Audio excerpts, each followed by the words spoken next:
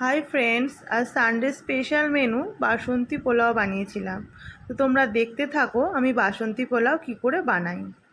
পোলাও করার জন্য প্রথমে একটা বাটিতে আমি গোবিন্দভোগ চাল নিয়ে নিয়েছি।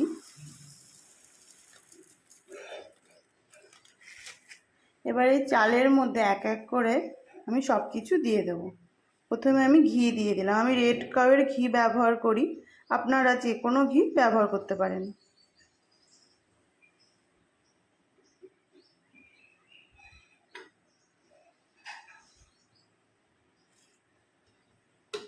এর মধ্যে দিয়ে দেবো গরম মশলার গুঁড়ো,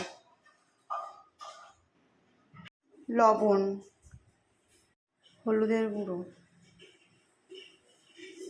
সব কিছু দিয়ে ভালো করে এইভাবে হাত দিয়ে চালগুলোর সাথে মাখিয়ে নেব। দেখো এইভাবে মাখিয়ে নিয়েছি। এবার এটাকে আধা ঘন্টা মতো আমি রেখে দেব।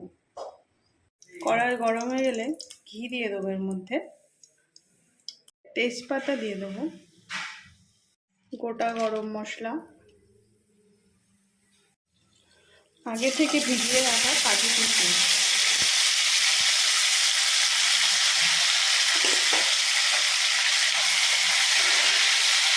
এটাকে হালকা ভেজে নেব।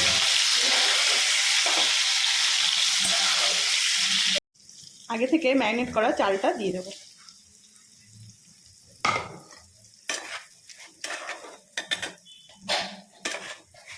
ওকে একটু ভেজে নেব।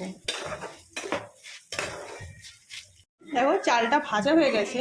এরপর এর মধ্যে আমি গরম জল দিয়ে দেবো। আমি একটু লবণ দিয়ে দেবো, যেহেতু আগে থেকে লবণ দেওয়া ছিল সেই জন্য সামান্য পরিমাণ লবণ দেবো। জলটা ফুটে উঠলে এর মধ্যে আমি চিনি দিয়ে দেবো।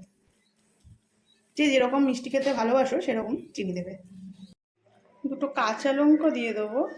দেখো সুন্দর একটা কালার চলে এসছে, প্রায় হয়ে গেছে।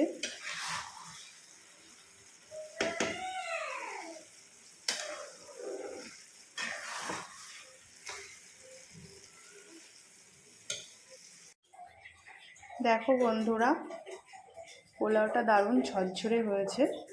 আশা করি খেতেও ভালো হবে।